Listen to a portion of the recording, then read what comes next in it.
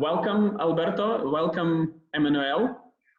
Today, our guests are Dr. Alberto Marra. He's assistant professor of internal medicine at Federico II University School of Medicine. Did I pronounce it correctly?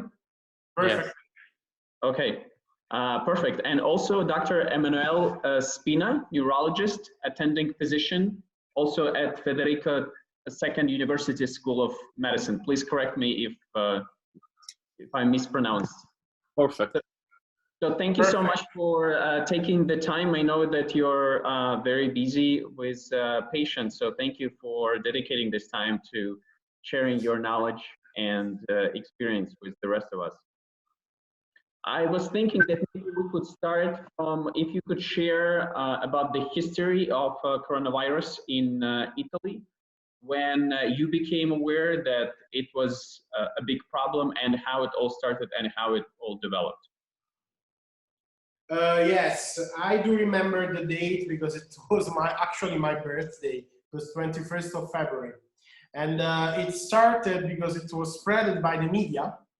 The story of a guy, 38 years old, very fit, usually having sports, that was suffering from a pneumonia. And this guy went to the emergency room, I guess, 3 times, because it was a pneumonia. The second time he refused to be admitted. And the third time, since the symptoms and his condition was deteriorating, he accepted to be admitted. And it was thanks to the idea of a young physician to perform the nasopharyngeal swab, testing for coronavirus. The nasopharyngeal swab, I mean the diagnostic for the coronavirus. Because to that time, the indication was only if you have symptoms, and that guy had symptoms actually, but you should have also the so-called epidemiological criteria, which means you should be in contact with the person from China or from some area that was where the coronavirus was spreading. But this guy actually, after remembering his girlfriend that told that he was in contact with the guy which in turn was in contact with some people from China, that guy was tested and negative. But anyway, he was found positive for coronavirus. And like a movie, within a couple of hours, there were 30, 40 people presenting in that small hospital having a pneumonia in that city, which is called Codogno. And at the same time, the day after, in the same region, every hospital was overwhelmed with a massive amount of patients with that pneumonia. And so the story started 1 month ago. And then there was a huge debate between, it's only a more, let's say, aggressive, but it's like an influenza. No, it's better to stay home. And while the debate was growing, we were growing and growing in the number of infected people.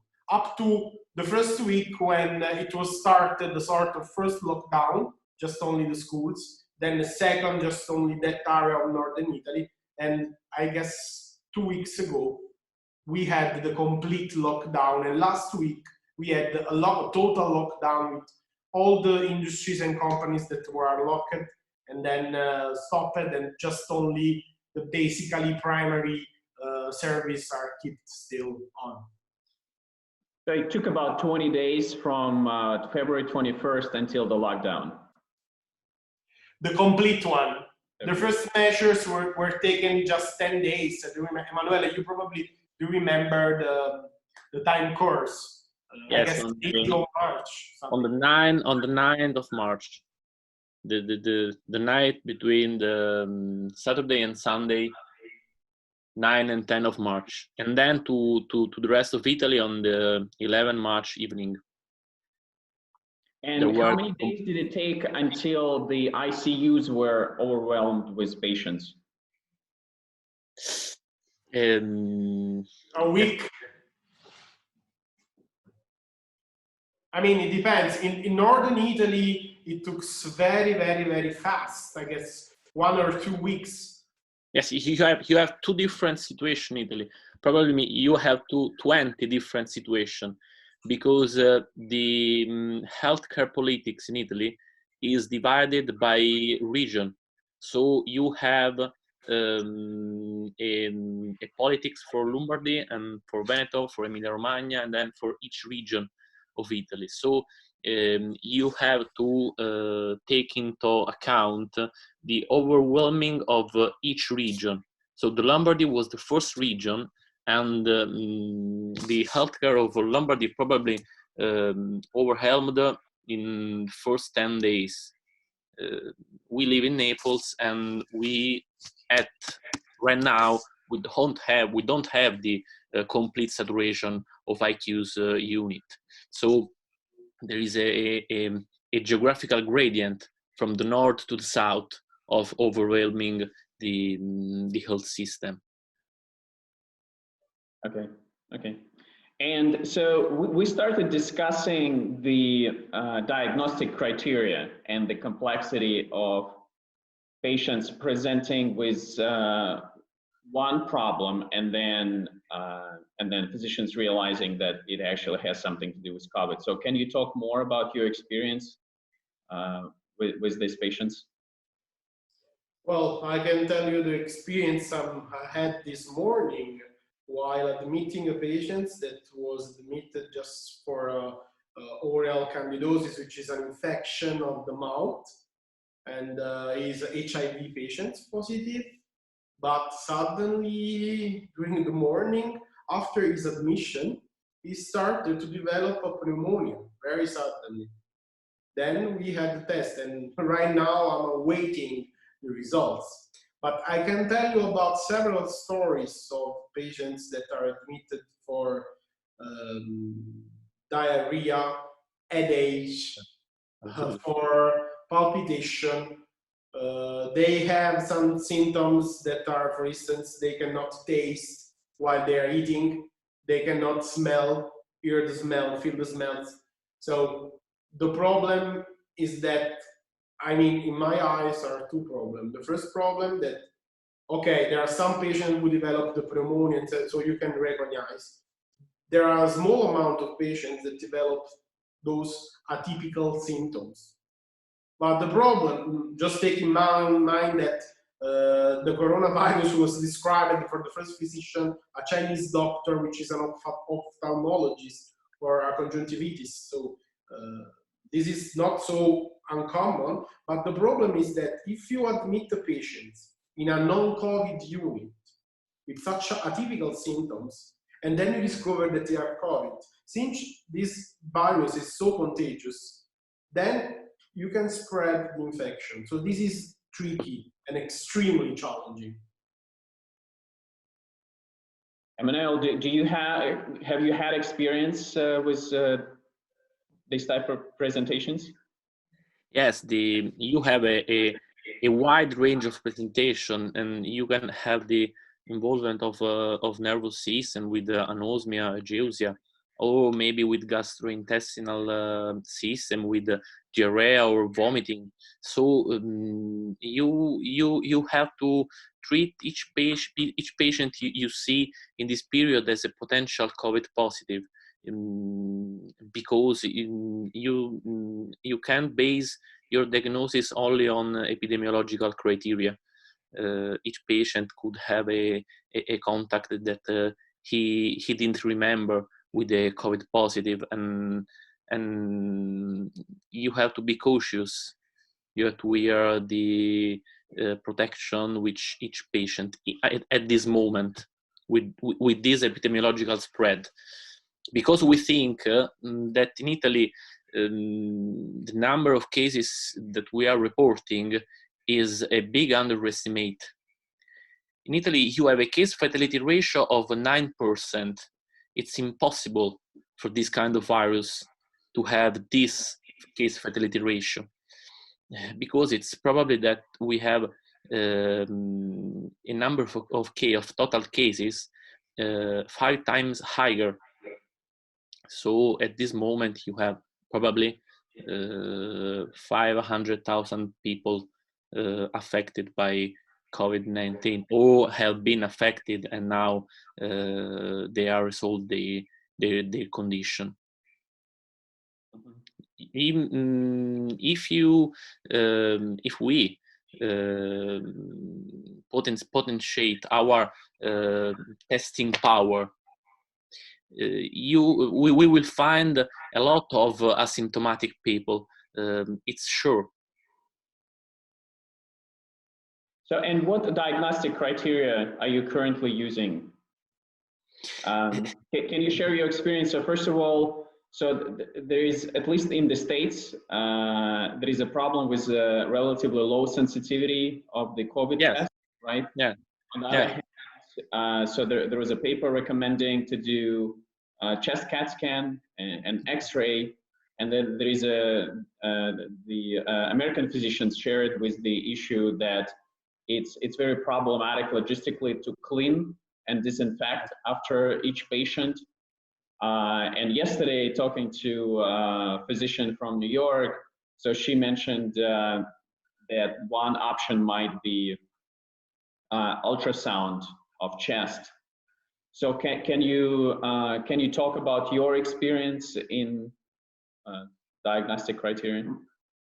So it's quite tricky. There was a paper published on JAMA just, I guess, a couple of weeks ago that say that nasopharyngeal swab can lead up to 30% of false negative patients. So, which means patients who are negative to the test, but at the end of the day, they have the disease. And then you have to repeat constantly. There are some signs that are quite particular, which are lymphocytopenia at the blood analysis. They could have a normal oxygen saturation at rest, but then if you do a very simple test, you just let patients walk a couple of minutes, then you appreciate how they develop lower oxygen saturation. So, which is a very simple test that you can perform. Then we have, as said, lung ultrasound, and you see quite typically those B lines, which are also can be can probably indicate the presence of a COVID pneumonia. Of course, the high resolution chest CT scan is really, really, really helpful. I mean, we could not have in this moment some really, really, let's say, strict criteria. We have to think about. We have to work as a doctor, which in my mind means always thinking at each patient from time to time. And most of the time you have to repeat the swab. There's lots of cases of patients that comes with the negative swab, a CT scan, which is highly suggestive of COVID pneumonia, and then tested 48 hours after, and they were positive. So it's really challenging. You have a 20% of false negative, so you have to take in your mind also this condition to diagnose COVID-19. Our governor in Campania, you have heard about his Governor De Luca, the governor with flamethrowers to people who are walking around in our cities. And he bought 1 million of serological kit, so the anticorpal test with IgM and IgG for COVID-19. This could be a good tool, but we have to test. We have to test to compare this kind of diagnostic tool with TC, with chest X-ray, with nasopharyngeal swab to identify more people as possible. Absolutely. Right. So in that sense, if we now are in a position when, if the sensitivity is low, right, and there is really no good way to identify who is positive, who is COVID-19 positive and who is negative. And before we discussed that some patients are presenting with something that seems to be initially irrelevant to COVID-19, then the Chinese experience of isolating basically anybody or everybody, because so how do you contain? in this situation? First of all, you have to reorganize the territorial assistance. So with the general practitioner, you have to monitor, to diagnose, to manage people at home if they are basically in good condition. And then in the hospital with inpatient, you have to be guided from your clinical skills. Also, if you have the nasopharyngeal swab negative, and if you have the high suspicion of COVID-19, you have to treat as COVID-19. Also, if you have the negative of test, we have to return to be doctors, as Alberto said. Okay. Yeah, it's quite tricky. I mean, you cannot have a complete lockdown because you need also people who delivers food or deliver, you know, public transport system for letting doctor and nurses go to work to the hospital. So a complete lockdown, I mean, I cannot figure out how to see. I mean, I may say that a bit I'm seeing streets empty and those people, I mean, all the restaurants, shops, and clubs and bars are closed. So basically, it's really hard, really hard. I mean, there are some nice initiatives. There was, I don't know, lots of media spread it also around in other countries, that in Italy there were people singing from the balconies. So, I mean, it's quite tricky also having children and not going to school. And I mean, it's tough. It's really tough. And we will experience a lot of people with some psychiatric disorders like burnout, especially healthcare professionals, or also depression. I mean, we will have lots of consequences afterwards, economically, of course, and social. It's a war. Yeah, exactly. Nothing less. It's a war. It's a war. Emanuel said the perfect, summary of that. It's a war. We will have lots of consequences of that. We will change our, I mean, we are Italian, and moreover, me and Emanuele, we are Southern Italy. For us, physical contact, it's important. Even if you want to, I mean, I cannot hug my parents, and for me, it's terrible. You know, for us, physical contact is really important. We have to establish a physical, we need it. And this is, I mean, horrible. Yeah. Yes, you have people separated from her relatives because of the possibility of to pass the infection each other. So you have the army that are doctors and nurses and the sanitary workforces that are on the hospital. You have couples. Sorry, Emanuele. Just to tell that there are couples where most all the couples are sleeping in different beds. Because, you know, especially those who had an healthcare professionals, one of member of the couple, because they are afraid of infecting their partner. Yes, the world must be prepared to face in each country the SARS-CoV-2 with good practice, with lockdown, with evidence from our hospitals, and day by day we will be more confident to treat this disease. The issue is what will be the human cost to overcome this condition, this epidemic, this pandemic. Yeah, the psychological impact is tremendous. And can you talk more about experience in Italy of what happens when a patient calls a physician? So, for example, a patient has minor symptoms. Can you describe the path of the patient? So, for example, the patient calls the physician. So, what happens? What are the recommendations? And what is your definition in Italy of the mild case, moderate case, and severe case? It's quite tricky. Basically, the path is that you have to call your GP, your general practitioner, who makes a sort of telephonical triage. And then basically, when the patient has just cough or very mild fever, is considered mild symptoms. Then there are some regions, because as Emanuel mentioned before, we have a regional healthcare system. So each region has its own guideline and procedures. In some region, some GP can administer the first line therapy, which is, by the way, a off-label therapy, because this is a disease that we do know since 4 months. We cannot have evidence. And there is a starting treatment with hydroxychloroquine or azithromycin and some antiretroviral that are used also for HIV. And in some region, this therapy can be administered.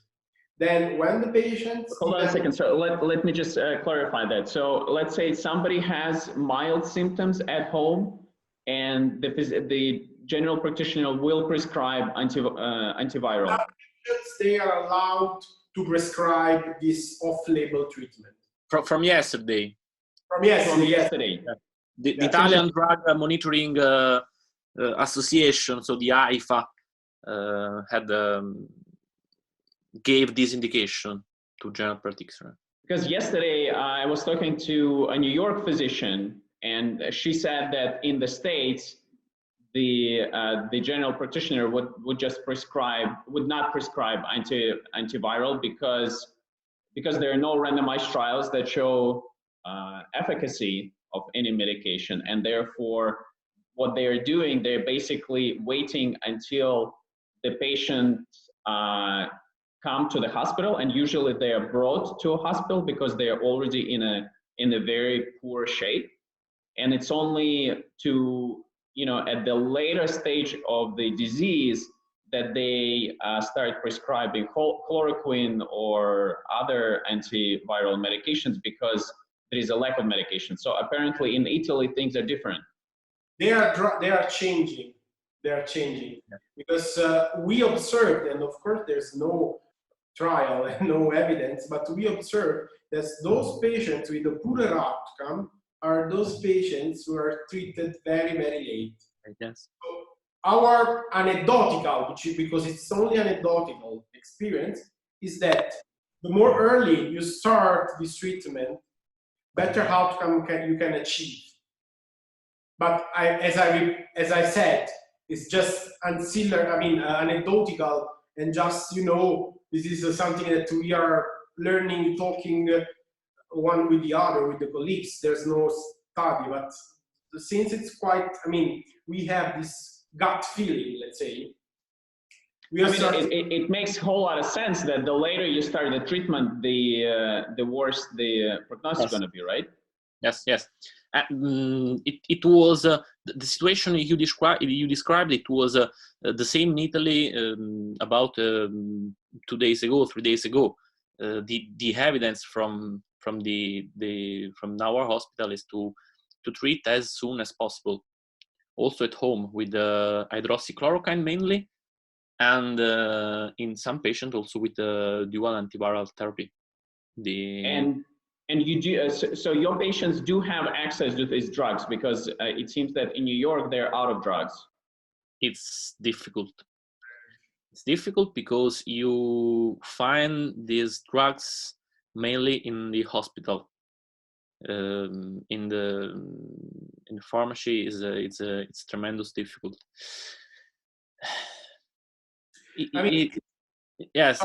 There are differences between regions.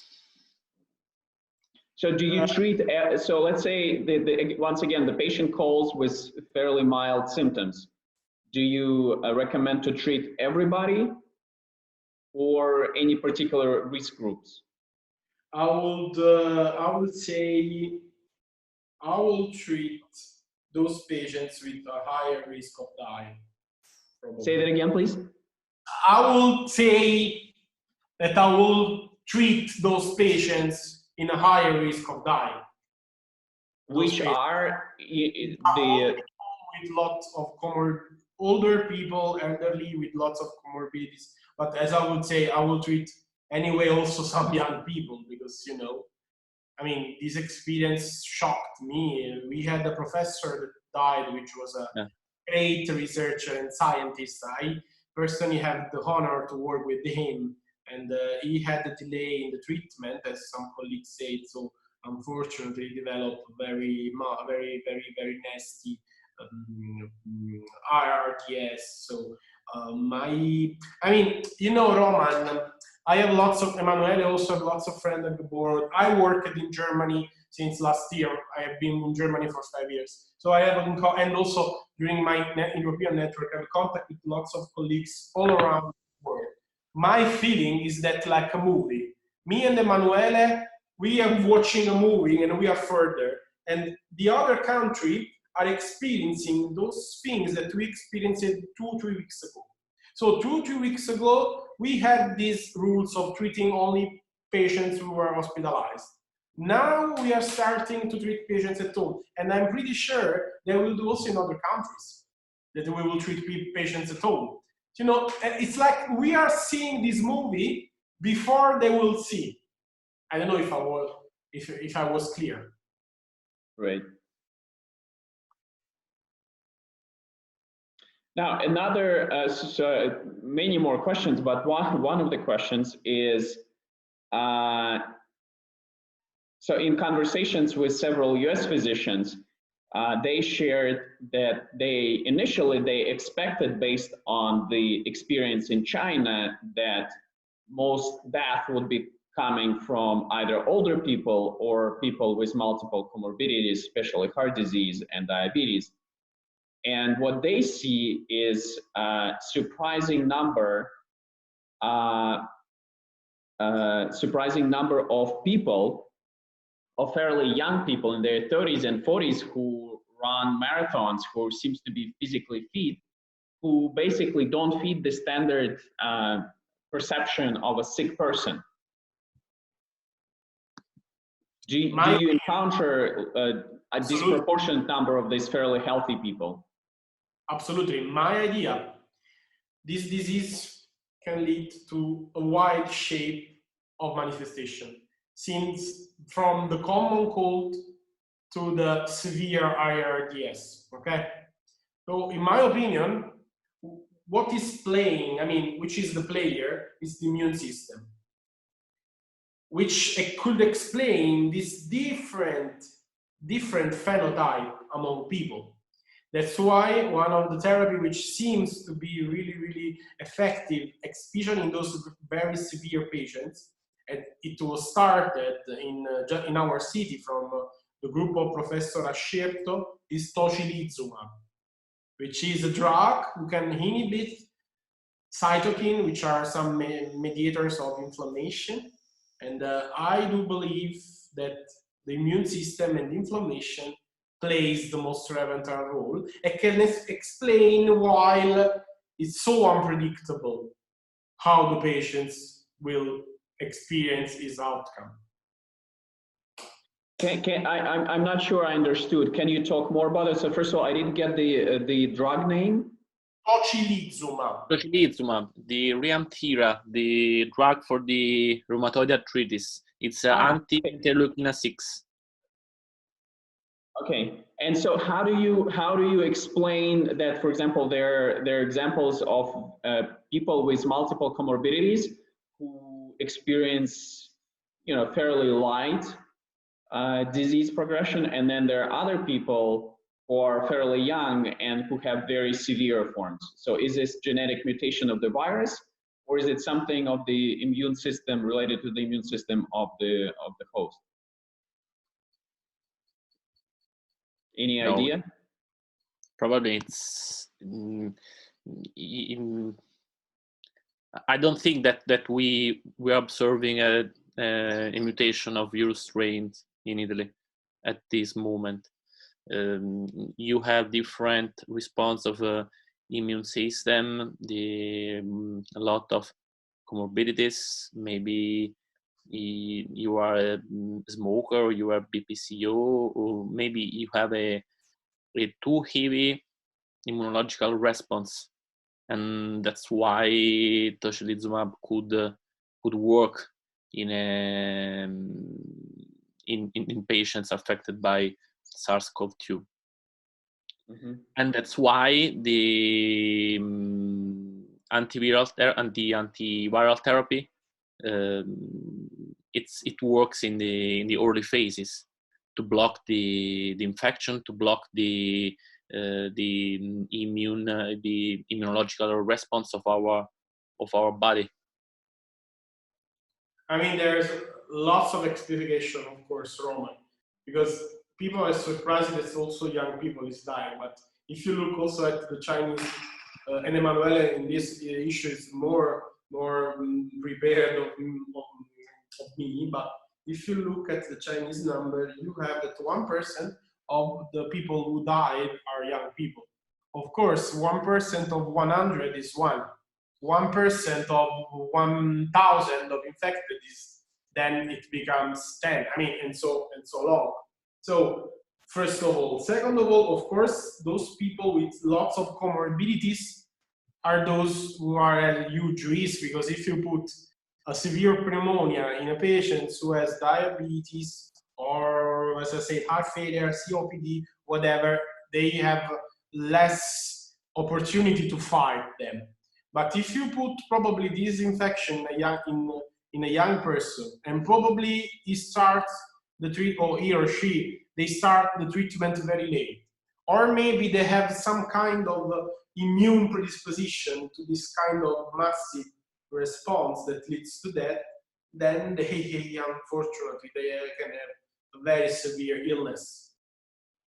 Yes, if you know the multiple comorbidities as diabetes or cancer, there are potentially prothrombotic condition, and we are experiencing the potentially a good outcome with treatment with heparin. It's because heparin prevents the formation of little the microembolisms. So the reason why people with multiple comorbidities are more pronounced to have a bad outcome is for a prothrombotic and inflammatory state of their body. The problem, the main problem is the inflammation, the inflammatory response to the infection. If you know what I mean. Yeah. This is a physician. Okay. So now we don't have heavy evidence of what we are telling this afternoon. Now, what is your take on supplementation on vitamins, vitamin C and D, multivitamins, and the extra large doses of vitamin C and D when somebody has mild symptoms, or even as supplementary additional treatment? There's some evidence. There's a study from a group of Turin. Can I ask you to talk a little bit closer to the microphone? There is a study that was published from a group of University of Turin, and they found that the lower levels of vitamin D can have a negative effect on the coronavirus infection. So basically, there's lots of response. The vitamin D is very important for the preservation of, to modulate the inflammation and the immune system. And it could also explain why women are less, they can experience less frequently a bad outcome, because lots of old women usually take supplements of vitamin D. And this somehow could protect women from dying from this disease. So about vitamin D is something moving. I read less about vitamin C, but as for vitamin, there's less side effects. So I would say, while awaiting evidence, is probably I mean, it's safe to go further on this issue. So, Emanuel, would you also recommend, for example, patients to be supplemented with vitamins and minerals? It could be a possibility, Mm-hmm. but I think that they are not resolutory in facing up the disease. They are not what? I think that vitamin C is not resolutory on facing up the disease. It could be useful. They can be a bystander, let's say. Right. Yeah. So I guess we discussed it yesterday was on the podcast as well. So I guess let me explain where this question is coming from, because it's probably at this point more relevant to what's going on in the United States, because there, as I have mentioned, when somebody with mild symptoms calls to general practitioner, they're just being told, self-isolate and just, drink, rest, and be well, right? So they delay the antiviral treatments until very late into the disease, right? So, and in that situation, it seems that if there is some evidence that vitamins and minerals can support the immune system, and there is it's low cost and low side effects, then it seems to be sort of like a no-brainer to recommend the the mild and moderate patients to supplement. So that's why I was curious to. Yeah, I think that the number needed to treat to demonstrate an efficacy of vitamin C, it's very huge. Mm-hmm. So it has not side effects, so you can prescribe it to patients, but you won't expect a resolution of the infection. Right. Okay. Now, what have you encountered unusual complexities when people are already in the ICU? Can you repeat? Sorry. Can you? Have you encountered any specific complexity dealing with patients who are already in the severe stage of the disorder?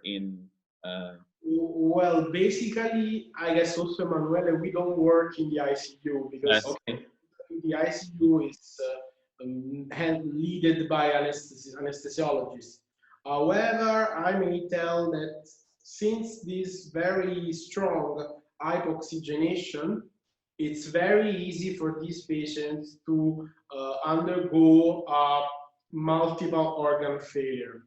So, I mean, it's very fast the way from they start to have hypoxygenation because of the lung, and then they can develop heart failure because there's lack of oxygen for the heart, and then starts the kidneys. So it's really fast the way how they can develop a multiple or more organs failure.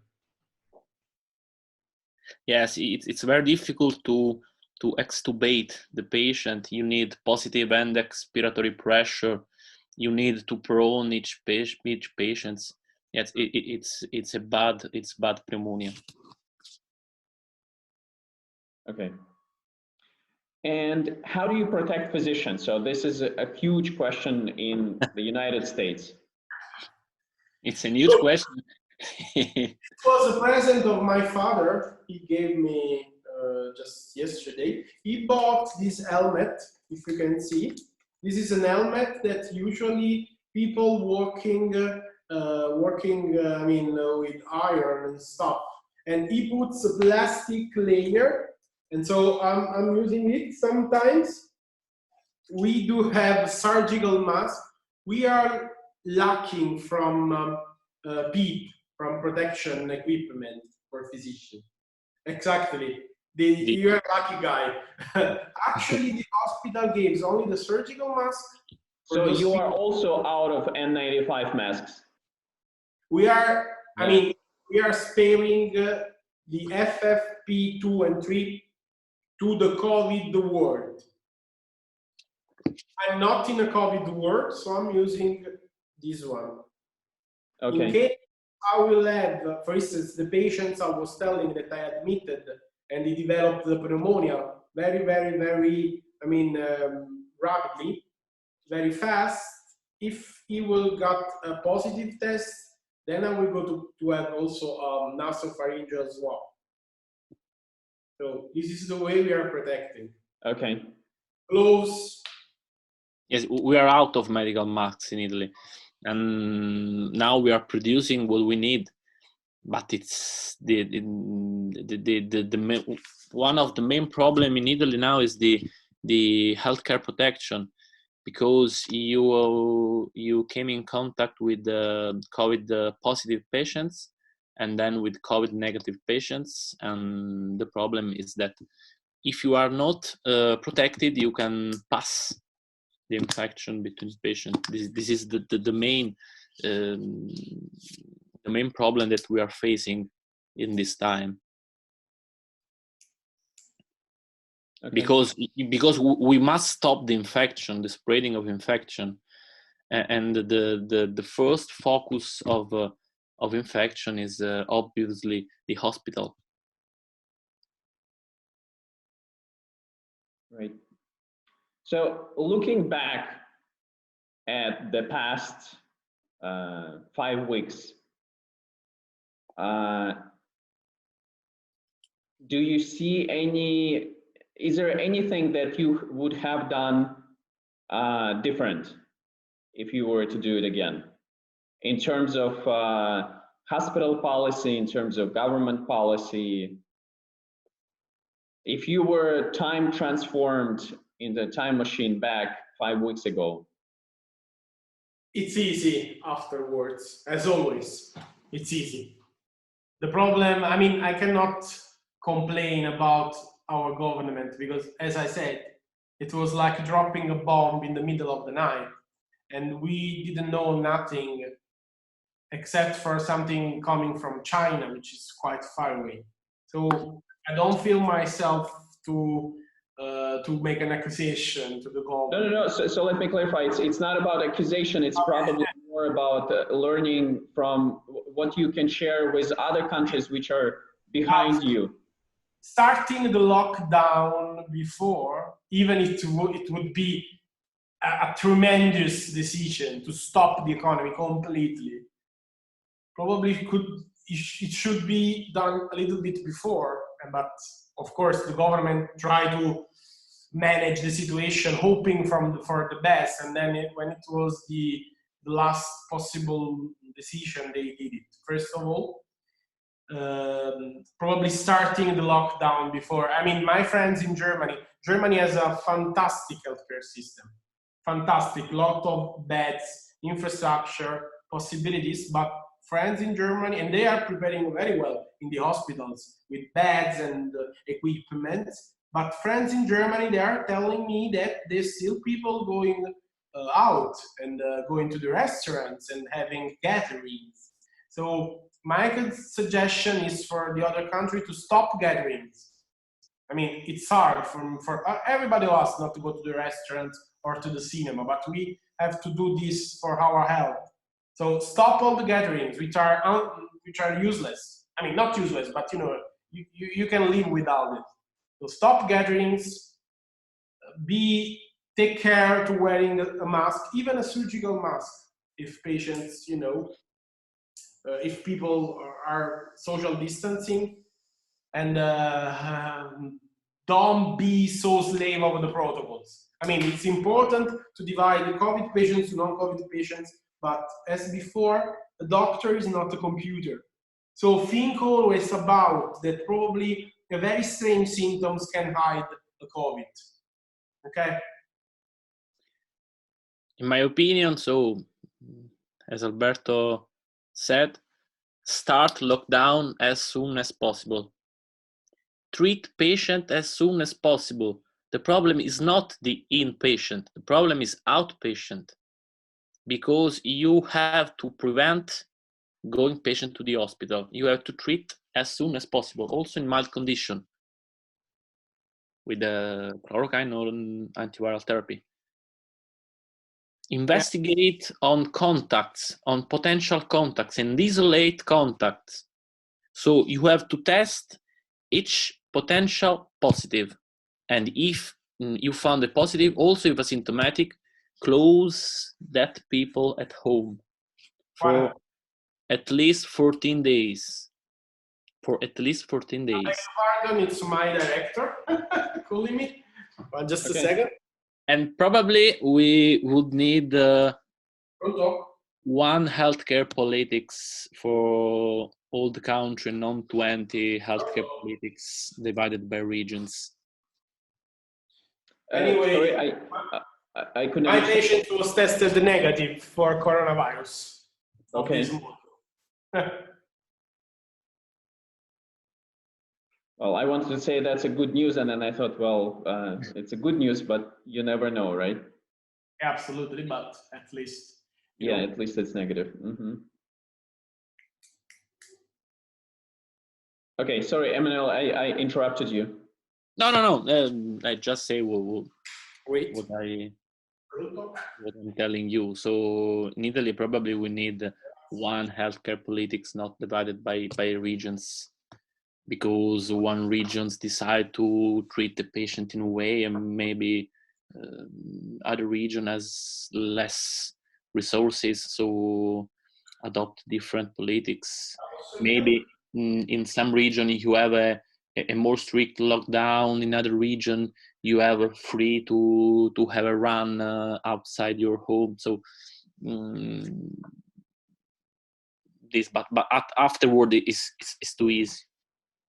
If I can give an advice to my colleagues is treat patient in on the territory, prevent to treat them too late, and identify each potential positive.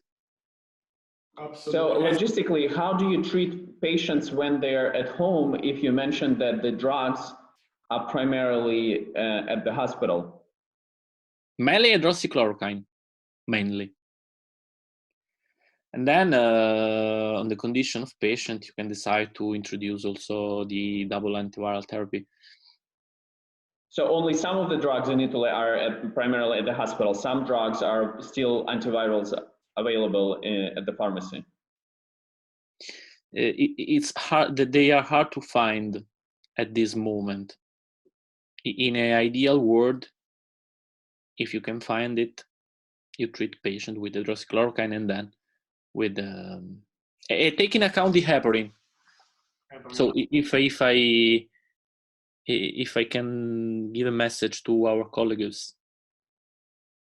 I mean, you know, Roman, can you imagine the situation is changing day by day? So we had the news from yesterday. I thought, Emanuel, it was just only some regions, but you told me that it was our pharmaceutical agency that released this news that you can, it's something from yesterday, that we can handle patients at home. Yes. Those drugs are drugs that are used also for HIV patients, and which means that you can find it in normal pharmacies after a prescription, a regular prescription. The point is that you can imagine that, for instance, hydroxychloroquine, it's used for arthritis or some stuff like that, but it was not such drug very sold. Yeah. And in 1 month, everybody needs it. So, right. Which means now all the storage of hydroxychloroquine are out. So we are needing to produce there more. The problem is that disease is not confined in Italy. It's a disease of the entire world. So you need hydroxychloroquine all over the world. This is the problem. So the surgical mask in Germany, or maybe in US or in UK, every country of the world needs surgical mask, needs tocilizumab, needs hydroxychloroquine, needs antiviral therapy, needs ventilator. It's the first very world war. Exactly. Okay. Any other recommendations to other countries based on your experience? There's something not from medical. It's really tough that those patients are isolated. It didn't.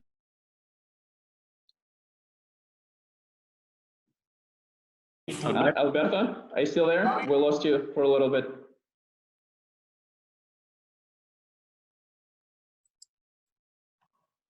Can you hear me now?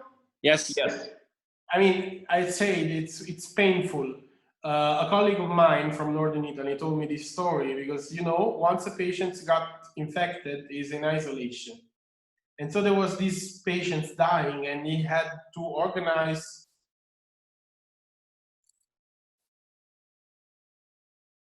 We lost you again. Yeah.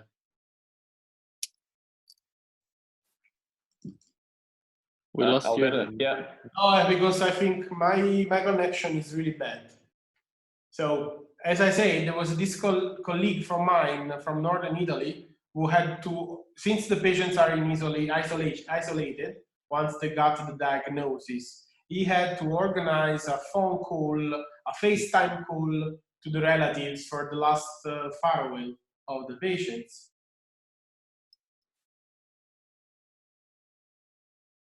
Having pronto? Sì, sì. Yeah. So, I mean, she had to organize a FaceTime call with the relatives, so these isolated patients. So this is terrible. It's terrible for the family. It's terrible also for doctors. So I think once coronavirus will be the epidemic, will also declare the call closed. We should not forget about those huge burden of burnout that all the healthcare systems, all the relatives, of course, will have. Don't forget about it. It will be tough. So you expect anxiety, depression, PTSD? Sì, yes. Oh, I'm sorry. Absolutely. The PSD, I think it will be it will be a problem, in an emerging problem in healthcare workforce. We got two nurses who got suicidal last week. You know. We got what? Two nurses that killed themselves. Yeah, two suicide. Two suicide. Physicians. Nurses. No. Nurses. Two already. You know? So take care of it because it's another important issue. Okay. So, well, on this note, we will be, I think, finishing up. That is a hugely important point. Thank you for bringing this up. I think it's one of the first times that physicians actually talked about the mental health impact on the healthcare providers, and that is likely to be going to be a very important and challenging issue to solve. So thank you for bringing this up, and thank you for sharing your experience and sharing your knowledge. Alberto, Emanuel. Thank you. Thank you so much for your time. We're at your disposal. Bye-bye. Bye.